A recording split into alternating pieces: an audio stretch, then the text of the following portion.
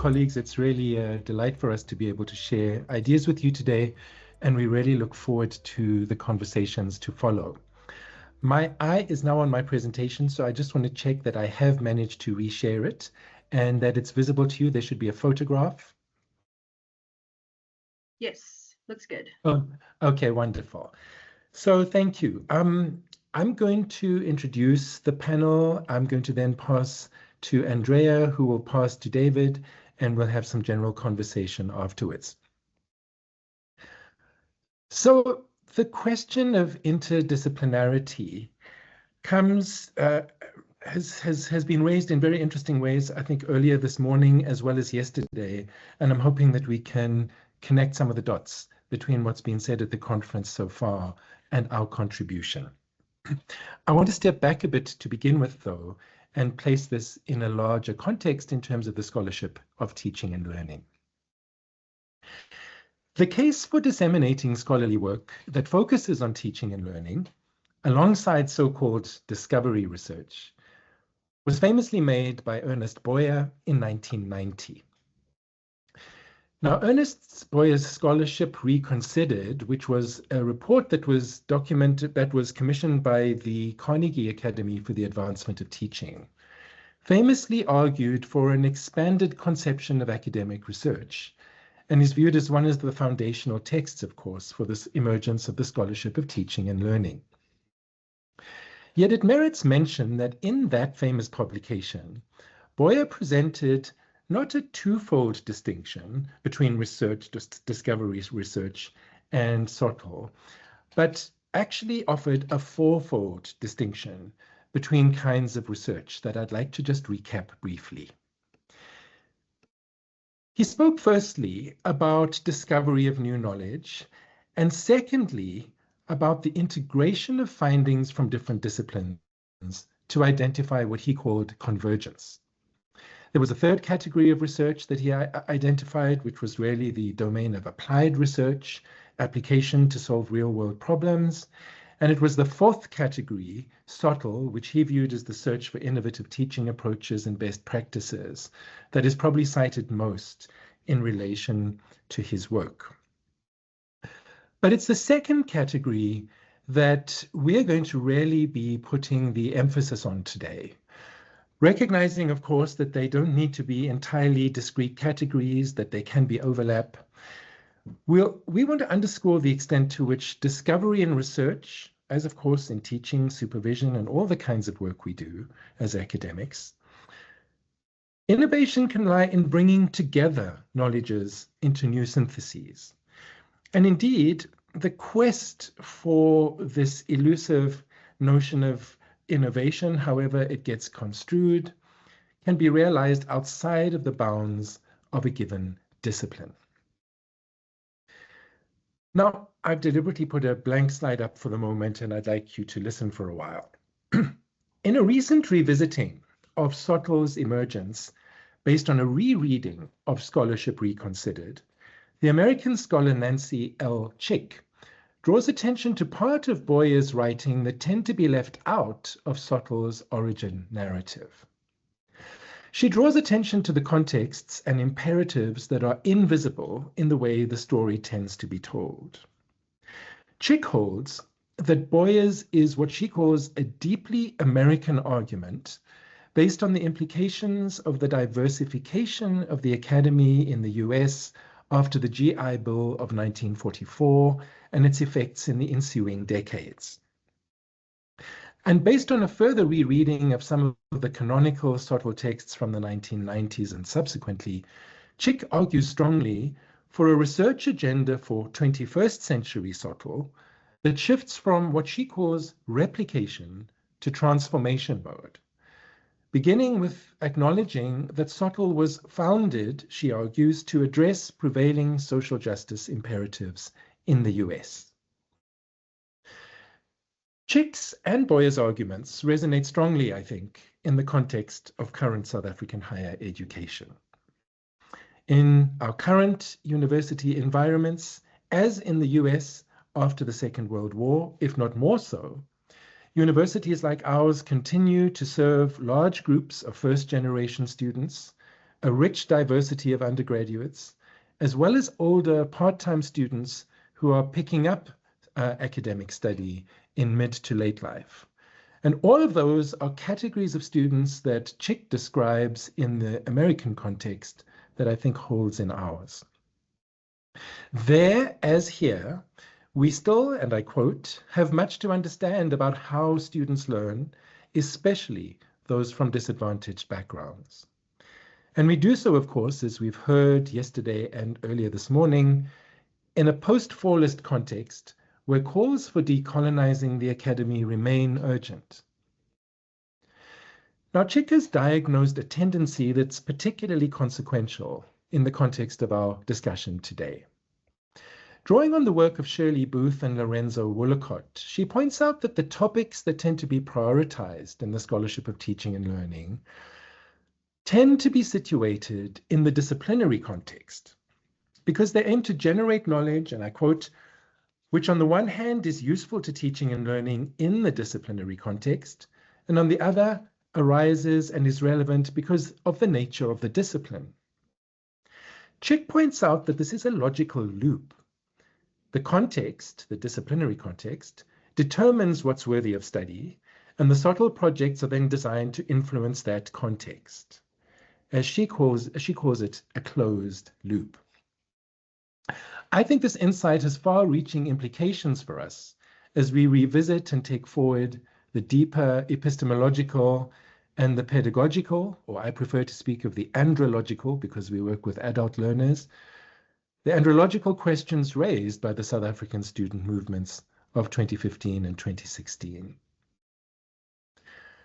This is because what was at stake was more, of course, than the falling of colonial monuments or fees, but the very nature of the knowledge project at the heart of university education.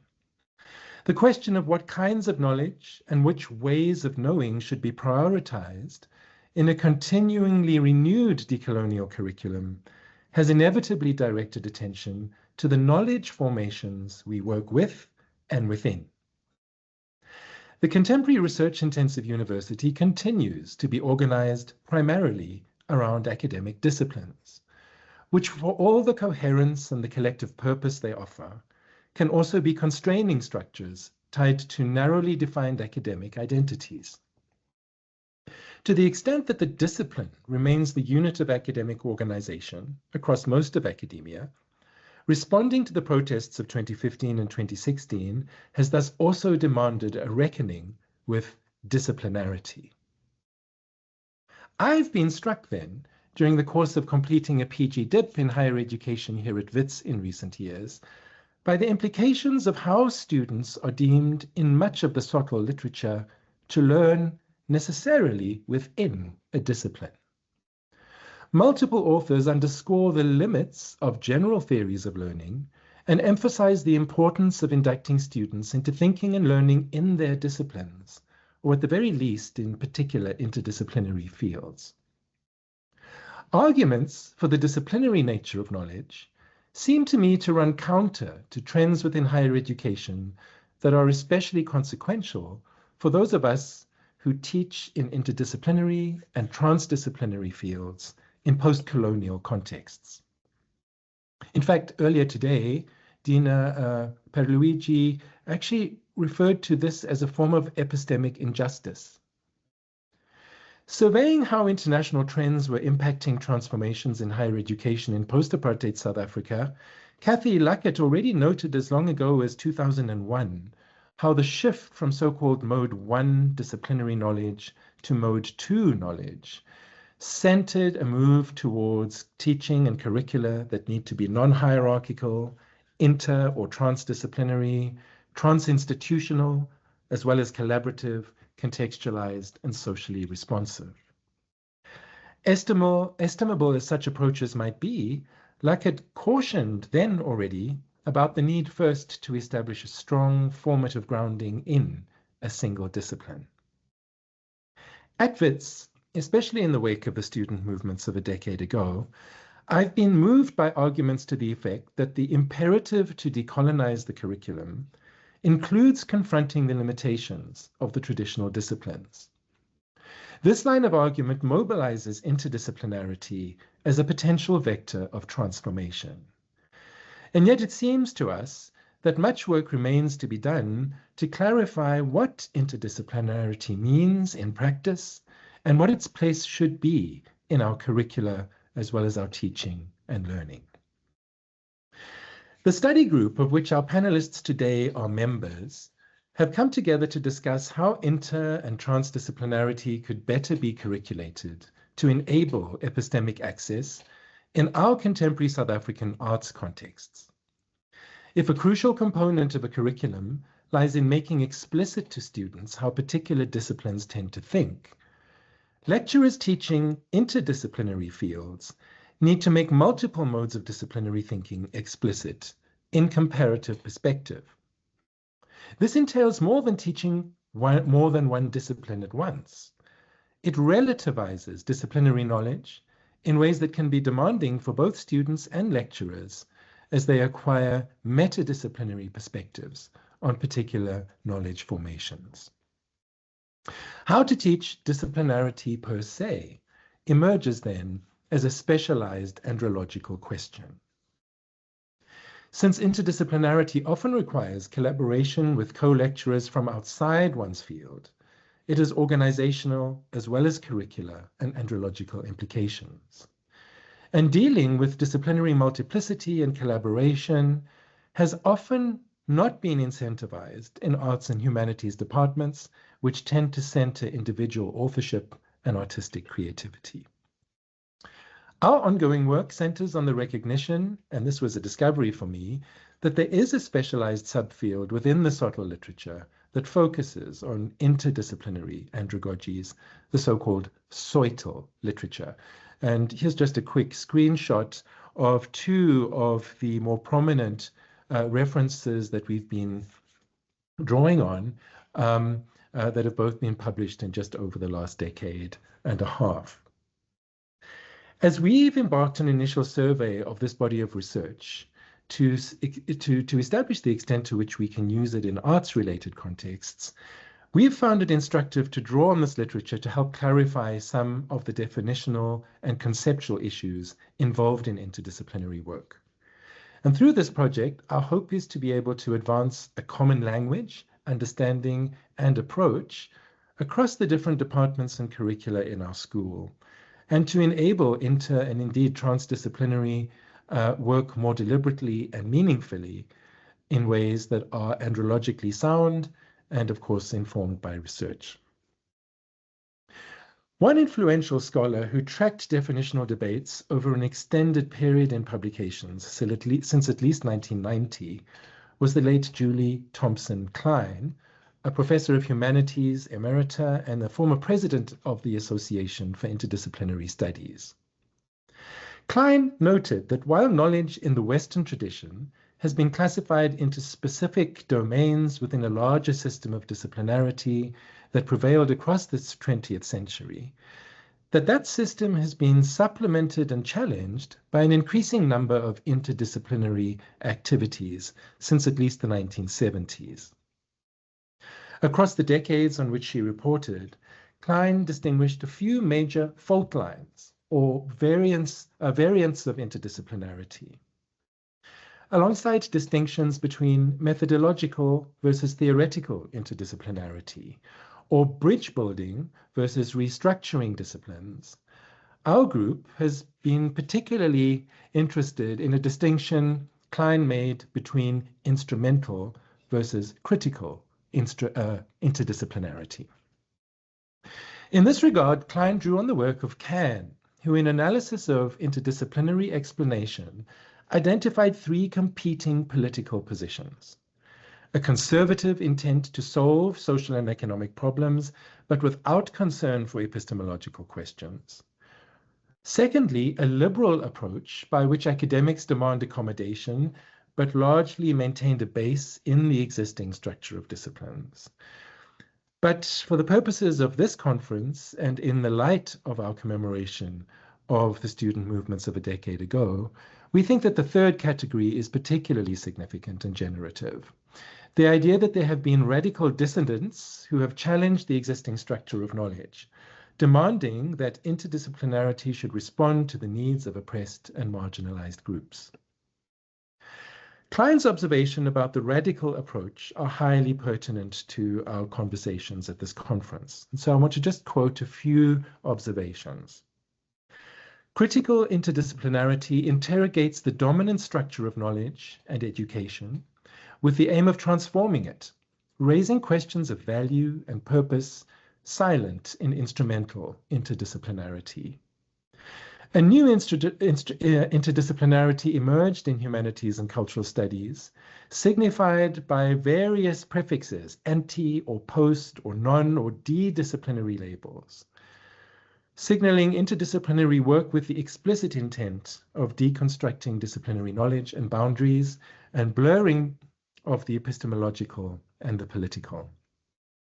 It's precisely this kind of interdisciplinarity that was, of course, recapitulated and intensified within the intellectual expressions of the student movements of a decade ago.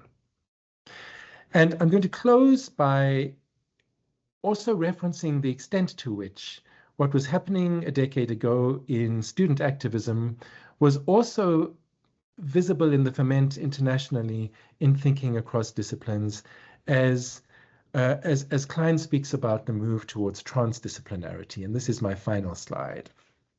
Transdisciplinarity is not just transcendent, she writes, but also transgressive. Since the 1990s, transdisciplinarity began appearing more frequently as a label for knowledge formations shaped by critical imperatives in humanities, critiques of disciplinarity, and societal movements for change. This linked transdisciplinarity and anti-disciplinarity with movements that reject disciplinarity in whole or in part, while recognizing questions of socio-political justice. Anti-disciplinary positions have also moved beyond the academic sphere. I thank you so much for your attention. I'm going to pass the mic now to Andrea, and she's going to speak from her own perspective as a former student in the Wits School of Arts, who's moved through undergraduate and postgraduate curricula and is now a colleague. Thank you so much, and over to you, Andrea.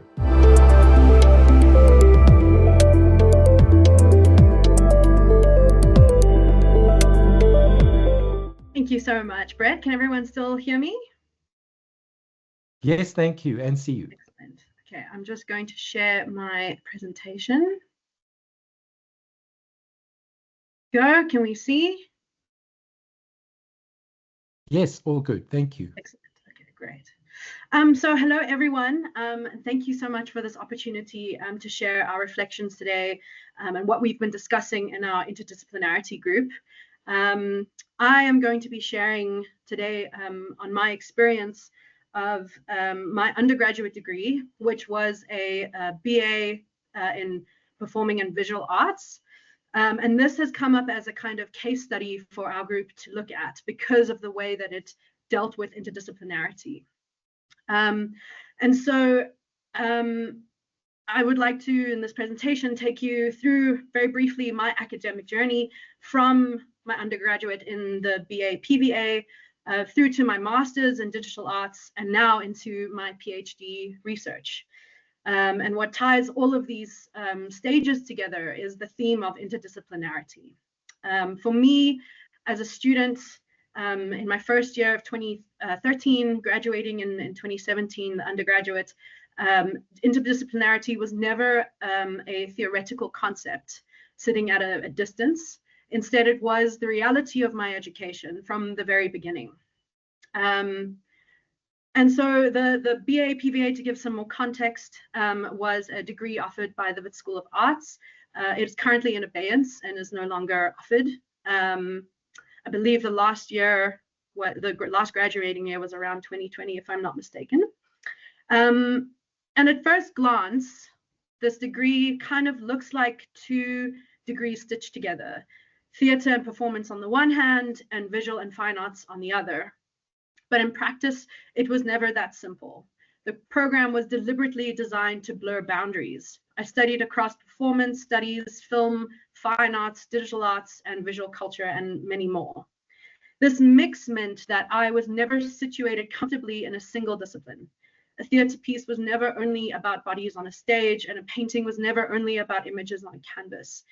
Each project, each essay, each assignment was both practical and theoretical, and always demanded that we think about the in-between spaces of these different disciplines within the School of Arts.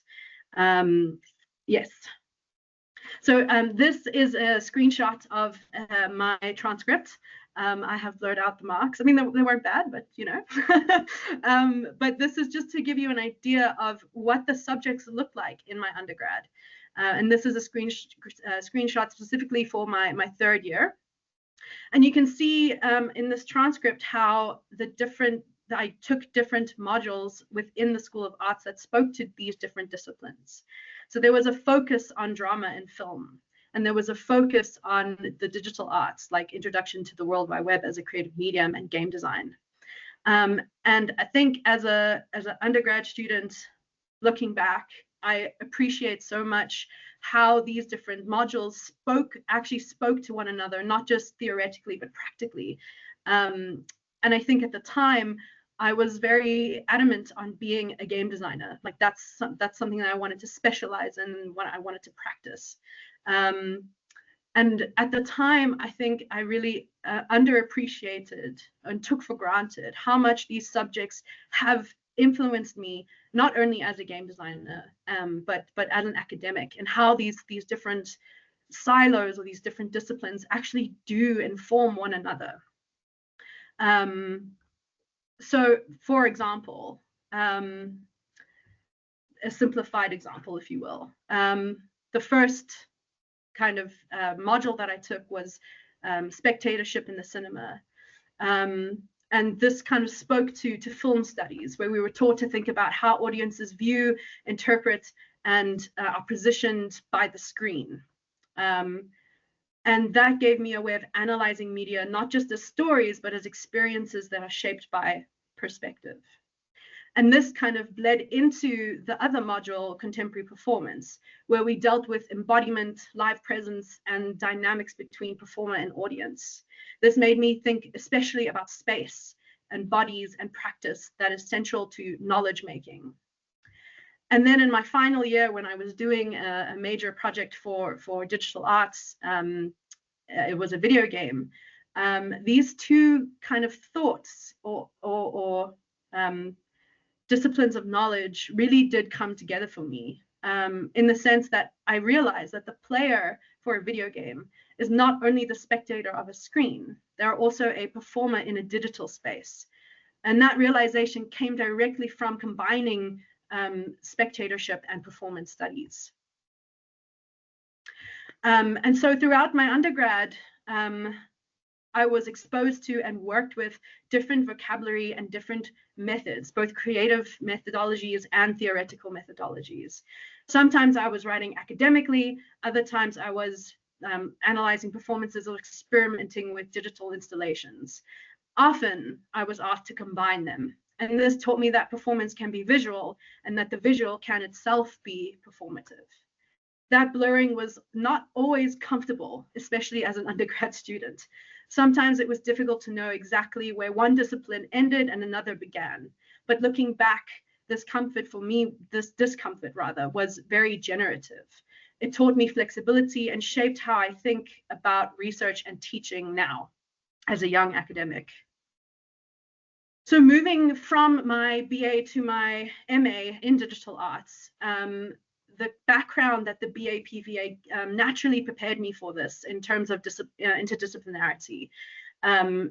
For me, my dissertation, it was a condition. Interdisciplinarity was a condition of writing my dissertation.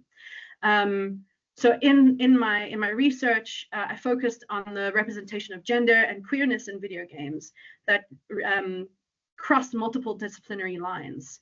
So I looked at cultural studies, where I used Henry Lefebvre's theories of space to think about how environments are socially and culturally constructed. I used gender studies, where I examined how spaces in games reinforced or challenged patriarchal and heteronormative structures. I looked at queer theory as a tool for exploring non-normative readings that could destabilize heteronormative tropes. And lastly, of course, I engaged with game studies, where I analyzed Donkey Kong, the video game, as a key example of how gender tropes are enacted spatially. Again, what made this possible was I was comfortable now moving between different bodies of theory and different disciplines in practice, something that my undergrad had trained me to do in the BA/PVA. And now, shifting from my master's to my PhD in development studies at UP, it became even more central.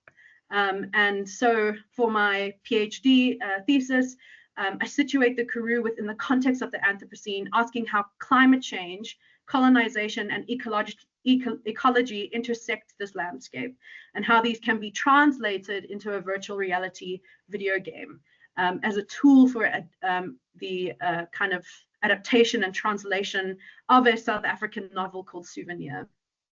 So in my thesis, I use these different disciplines. So I use the Anthropocene as highlighting how climate change, colonization, and ecology intersect.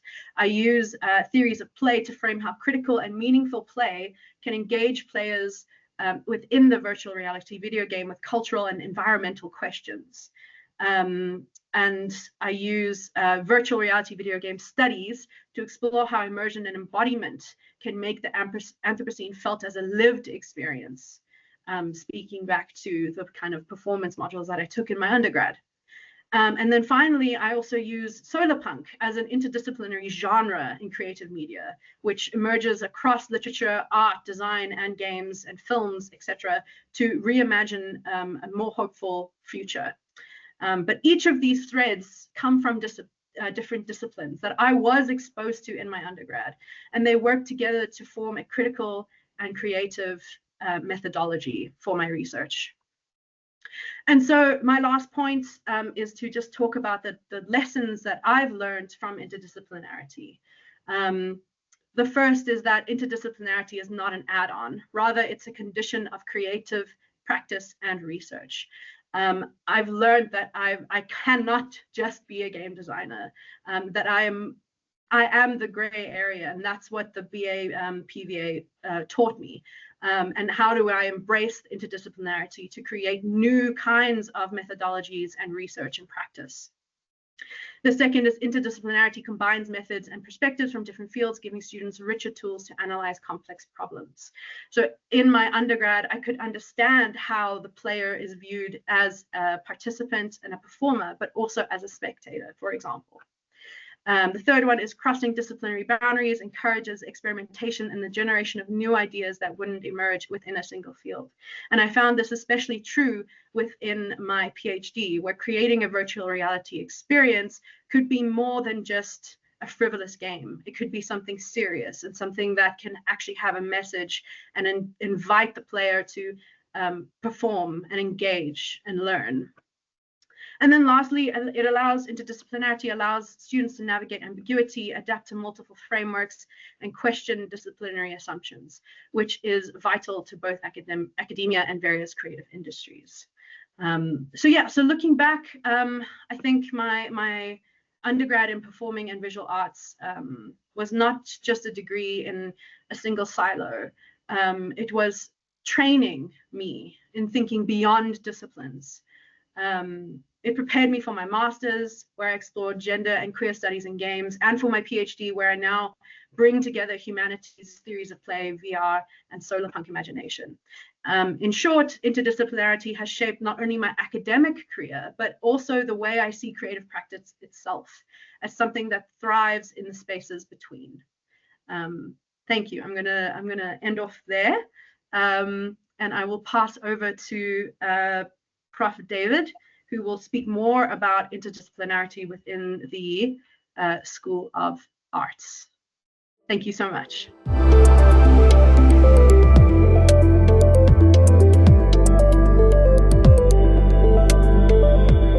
Okay, very much of that really in-depth and challenging framing. I think it sets things up really, really well for our discussions. And I think it also links really well to to what is happening in this conference. And then Andrea, it's really great to hear your how you've thought through this important experiential case study that I think really helps the Interdisciplinarities project in the school. So I'm going to start by just referring back to part of our abstract that we submitted for this conference. And I'm just going to read from it. If a crucial component of a curriculum lies in making explicit to students how particular disciplines tend to work, lecturers teaching interdisciplinary fields regions need to make multiple modes of disciplinary thinking explicit in comparative perspective. This entails more than teaching more than one discipline at a time. It relativizes disciplinary knowledge in ways that can be demanding for both students and lecturers as they adopt metadisciplinary perspectives. We are responding to a strategic need to develop a critical understanding of interdisciplinarity and its relationship to disciplines to enhance teaching and learning in the arts. And I think that's the aspect of the abstract that I'm trying to address. I'm also trying to think about how the focus on interdisciplinarities intersects with a long-standing interest of mine, which I think is completely part of this interdisciplinarities project, and that is to think about what it means to be in an art school in this current historical moment, and what it means in the future. So I'm starting off with the question, what does it mean to be an art school? What has this question meant for the Wits School of Arts since 2002, when the school first came together? And then what should an art school aspire to be in the next 3 decades? And these questions remain important for us, an integral part of understanding art school pedagogies from the global south. The Interdisciplinarities project supplements and deepens this area of focus. Kwame Anthony Appiah writes about a less anxious creativity in his article on the Comprador Intelligentsia titled, "Is the Post and Postmodernism the Post and Post-Colonial?" That's the article from 1991. And this notion of a less anxious creativity has always been of interest to me. And I think arguably there's something about this form of creativity that's been experienced in the intersecting moments of inter-trans post-disciplinarity in the Wits School of Arts over the last 2 decades and more. And at the same time, there's something more anxious present when interdisciplinarity has seemed more forced. Can we go to the next slide, Andrea? There you go. So there are several foundational areas to address in an interrogation of inter-trans post-disciplinarity in the Wits School of Arts. It is important to track the histories of the use of the term interdisciplinary during the period the school has been in existence, from 2002 until the present. Furthermore, this historical engagement should crucially identify the multiple moments of interdisciplinarity, both formalized and happening more informally in the school. And of course, this should include other prefixes used to describe the complexities of disciplinarities. And I mean, I think this is part of a much longer study, but I'm just going to mention a few examples of formalized attempts to create these interdisciplinary spaces.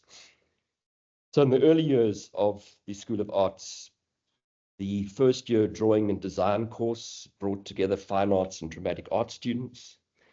And very briefly, I'm not going to go into any depth in this regard, but after a 2-year period of offering this course, the 2 departments returned to discipline-specific offerings, with the dramatic arts department arguing that students were not receiving the necessary disciplinary skills and knowledge that articulated the second-year courses.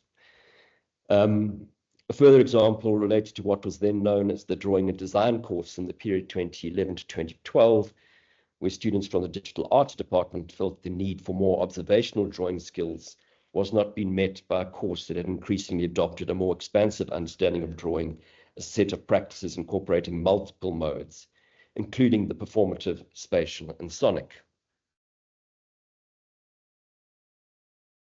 So those are just two examples, and I'm just noting them because I think that they were really important attempts to create these interdisciplinary spaces. But after a number of years, there was a decision to go back into these disciplinary areas. Now, in citing these two examples, I'm not making an argument against inter and transdisciplinarity, but I'm just signaling that these are moments along that timeline of the histories of interdisciplinarity in the department. But my reference to multiple modes, and I think both Brett and Andrea have spoken about multiple modes, multimodality, either directly or at least alluded to it. But this reference to multiple modes or multimodality is important because it seems to be at the heart of the wide-ranging practices across departments. There are a number of colleagues in the school who are well-versed in the theoretical groundings of multiliteracy and multimodality, while others would seem to encapsulate these groundings as part of the practices from which they often teach and learn. And some do both, of course. Central to multimodal learning is the traversal of multiple modes, the visual, the spatial, the performative, the sonic, the written, and so on, according to the affordances of these modes and the interests and intentions of learners and teachers. Can we go to the next slide, Andrea? There we go. So I'm going to talk briefly about a particular course in the Fine Arts degree, where I think some really important inter and transdisciplinarity is present. And I think these are experiences that have been felt very, very deeply by staff and students. So there's at times talk about disciplinary silos across departments in the school. At the same time, a more detailed scrutinizing of what happens in the departments is likely to surface a multitude of inter-trans and post-disciplinary opportunities for students. The multimodal moments I noted earlier. Here I think of how this is present in the Department of Fine Arts, for instance, in both the Fine Arts and Drawing and Contemporary Practice courses.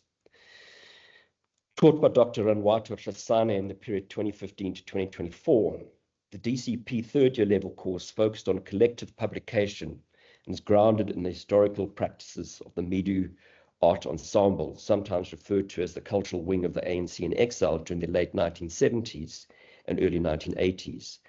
Medu actively worked across disciplinary boundaries such as visual art, design, theatre, music, poetry, and media work in living their revolutionary activism in opposition to the apartheid regime. This brings me back to how a less anxious attitude to interdisciplinarity and a more receptive foregrounding of moments for students through material forms and an associated lexicon of language is already achieving a higher order pedagogical space that rejects closed disciplinarity. At the same time, the commitment to a grounding in disciplinarity is not about protecting territory. Rather, it's about affording students the knowledge, skills, and dispositional sets that allow for confidence in both the discipline and its transgressing. Next slide, Andrea.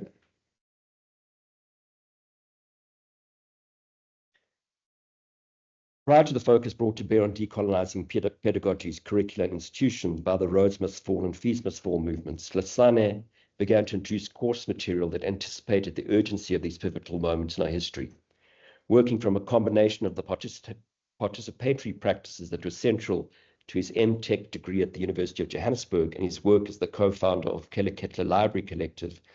Hlasane began to develop course material that drew on the work of Medu, Roots, and Sepedi Art Ensemble, the South African cultural organization that went into exile in Gaborone, Botswana in the late 70s and early 80s.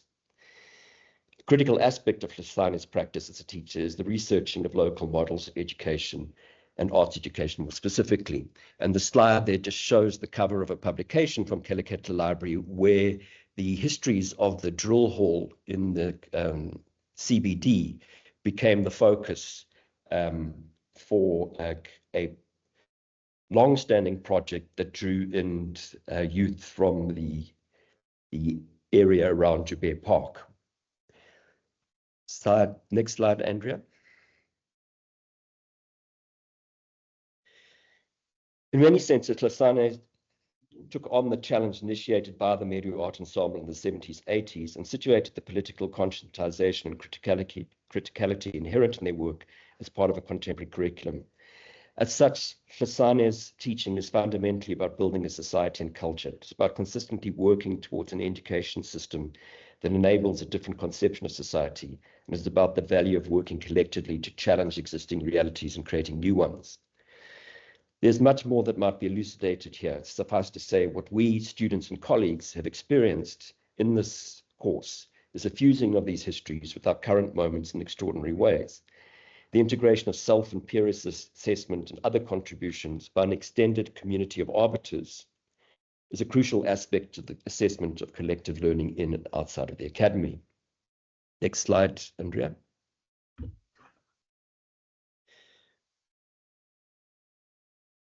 The following slides, the following points rather, give some idea of the methodologies Hlasane has drawn on and developed from the practices of the Medu Art Ensemble that have been reformulated in the courses he taught in the Department of Fine Arts.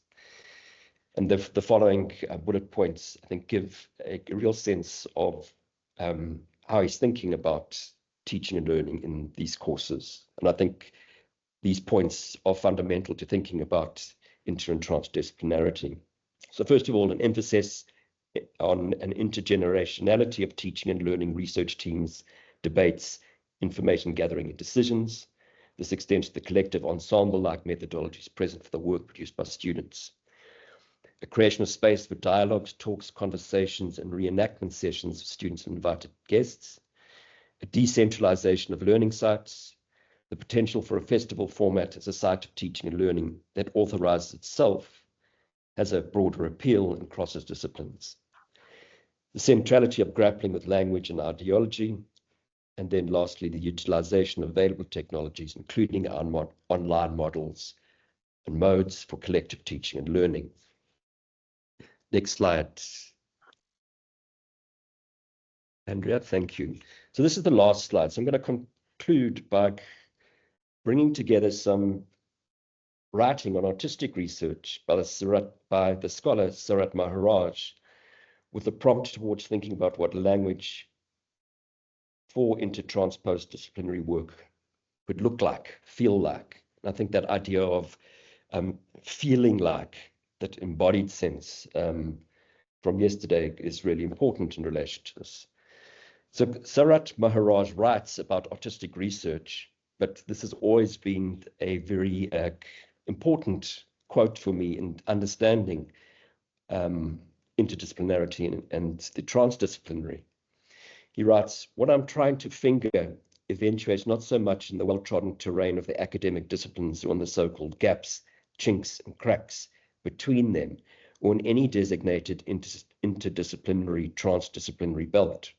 Rather, it is a force in its own right, always incipient in whatever spaces, windswept, derelict brownfields and wastelands, where intimations of unknown elements, thinking probes, spasms of non-knowledge emerge and come into play.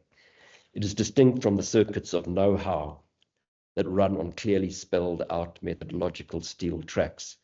It is the rather unpredictable surge and ebb of potentialities and propensities, the flux of know-how. The term is Samuel Beckett's, although I intend it here without that shot of bleakness with which he normally imbues it. Know-how embodies indeterminacy and any space whatever that brews up, spreads, inspissates. I think that's a really interesting quote in that he's trying to describe something, he's trying to write about something that goes beyond the inter and the transdisciplinary. And you might be asking, okay, well, how does the slide relate to that quote? So the slide comes from a very, very different context. It comes from Maseru in Lesotho, from a colleague in a research group. And much of the work they do in the research group is an invitation for people who think together to dance together. And this premise guides so much of what they do. And I think there's something of the critical and transgressive qualities of the transdisciplinarity we seek in this quote and in this notion of thinking and dancing together.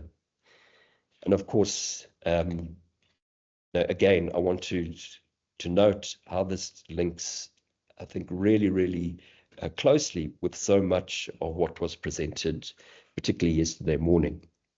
I'm going to stop there so that we've got some time for some questions and discussion.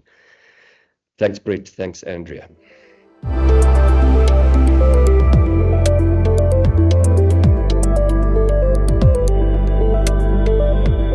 Thank you very much. That was riveting. Before I go to questions online, on the chat, I wanted to open it up to everybody here. Do you have any questions for the panel? Anybody? An interesting comment that was made on the chat on the side was about how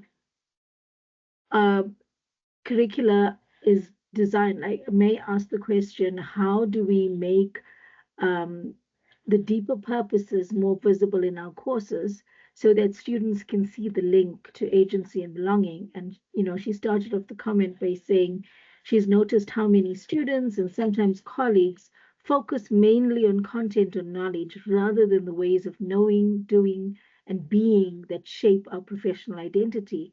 And how do we make those deeper purposes more visible? And I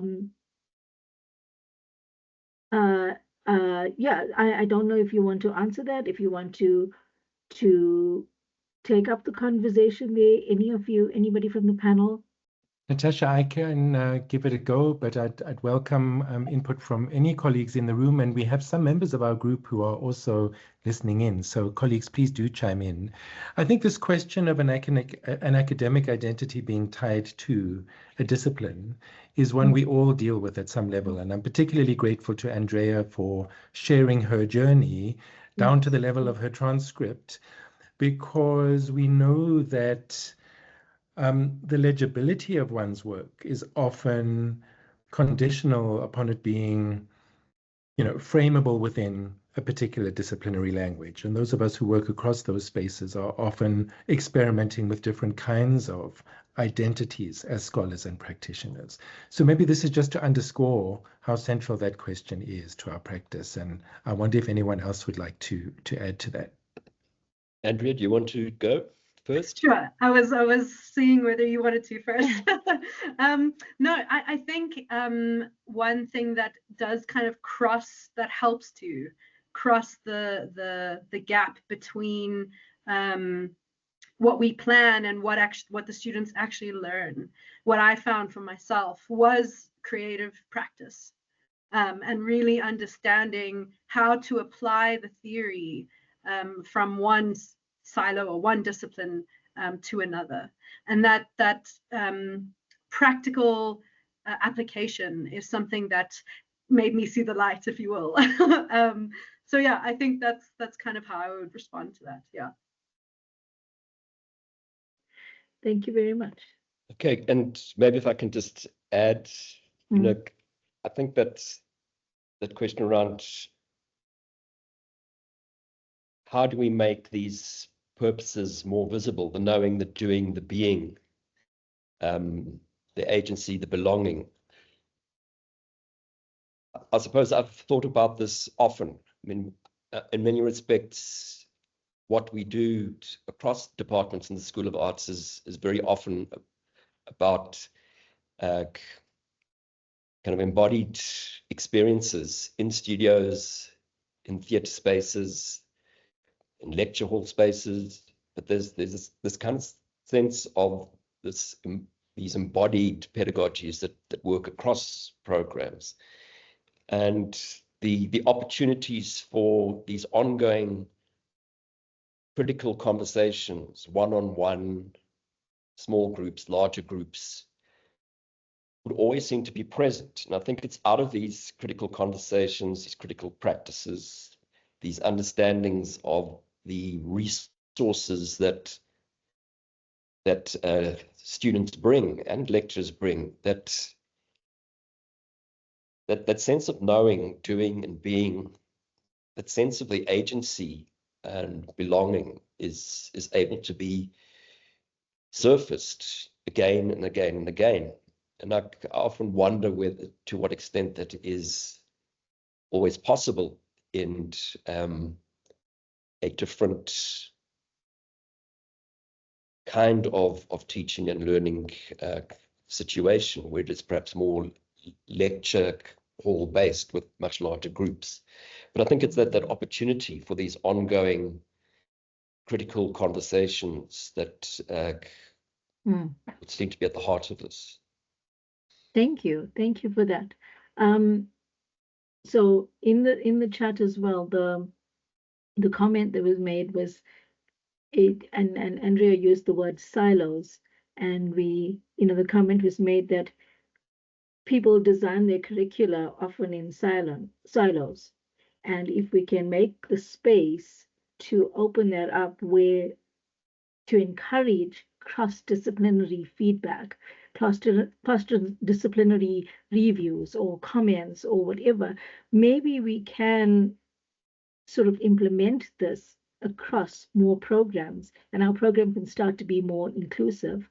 I've got two hands here, and there's a question on the Padlet that I think was important from Najma, where it says, how could interdisciplinary or SOIL help us to enact the changes we are seeking in respect of fees must fall and beyond? So that's one of the questions from the Padlets, but I'm going to hand over to the people who've got their hands up now. I've got Renzo first, and then Petro. Renzo? Thank you very much. Thank you very much, Natasha. Hello, colleagues. Happy to hear you, Andrea, Brett, and David. Yeah, I have a question relating to the three of you, maybe for another reflection regarding to that, especially with Andrew, when you're talking about different kind of experience, embodiment experience in the way of knowledge. But there is two different ways to engage with knowledge. That is the technical knowledge that is inside the academy, and the everyday knowledge that is outside of the academy, institution like that.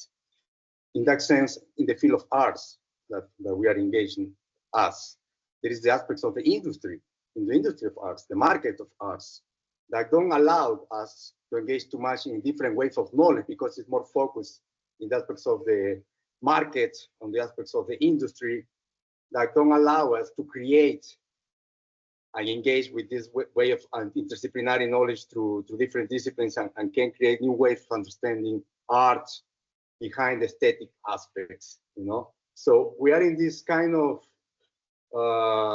dualistic trap between inside academy, outside academy, because we need at the same time to survive as an artist and create pieces for selling, and the market pushing us to create these aesthetic pieces, but not at the same time make a research behind that, or writing about that, or understanding in the completeness or reflection on critical aspects, etc., that engage a procedural aspects of making arts.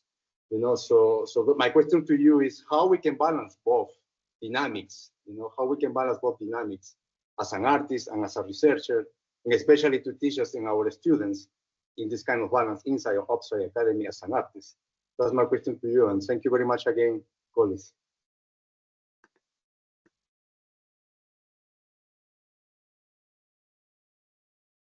Do any of you want to take the question, or do you want to hear Petro's question as well? I think let's hear Petro. Petro's, yeah. Thank you. Petro? And it's great to continue our conversations that we've been having with each other in a larger context. It's rather invigorating. I want to draw attention to something David said. You used the phrase a less anxious approach to being interdisciplinary, beyond disciplinary, and it's making me think of all the ways in which anxiety is part of our students' learning journeys, and how anxiety colors their entry into the work, into academia, into the arts as an academic endeavor, and all the ways in which we work to reduce the anxiety of students in the art space, to create the kind of safety that will allow them to take risk, not only in trying things out artistically, but trying their thinking out. And I'm curious about more ways in which this anti-anxiety remedy of inter, beyond, trans, multidisciplinarity can enable that reduction of anxiety in not only the art students, but across the university. Is there, I mean, what are the affordances of this kind of thinking around discipline that can reduce more student anxiety? That's that's what's on my mind. Andrea, David, would you like to have a go? Okay, shall I start? I'll just say something briefly to both Renzo and to Pietro. First of all, to both of you, thanks for being present. It's great to have you and other members of the group here today as part of this presentation. Renzo, if I'm understanding you correctly, and I'm going to try and be very brief about this, you asking how do we address these pressures from the outside world, the marketplace, if you want to call it that, beyond the School of Arts. And I think certainly in my experience in the Department of Fine Arts, we try and create a space where there are very clear measures in place to address that connection between the degree and the world beyond the degree. Particularly through a course such as the professional practice course, a semester-long course in fourth year, but think about the drawing contemporary practice courses in third year. It's very much an introduction to those dynamics. At the same time, I think we are also saying to them that being in the degree is an opportunity over 4 years to really think beyond those pressures. So I suppose it's an attempt to bring together a conversation where there's an awareness of those pressures, but at the same time to not be hardbound by them, certainly not in the confines of the degree. I don't know if that responds to your question. Pietro, again, very briefly, look, Kwame Anthony Appiah writes towards the end of his article about this less anxious creativity. And I'm pleased that you are thinking about it in terms of a less anxious interdisciplinarity, because I think that's what I wanted. How do we reduce the anxiety? I think it's about creating spaces, and I'm sure there are many other responses that could be made to this, but about creating spaces that are safe for learners to try things, to fail, perhaps, but to understand that as part of a learning process that is generative, that is productive. And I would think that from what I know about Drama for Life as a department, I think that is happening all the time. I could go on about other possibilities, but let me leave it there. I just wanted to note I think something that a focal point that I might have missed. I don't even know if my language is going to allow me to say what I'm trying to say. But it's one thing to create these moments within departments, but it's quite another for a department to keep on creating or I don't even want to call a department, a discipline, an arts-based perspective, continuing to create these safer spaces within an increasingly anxious university system,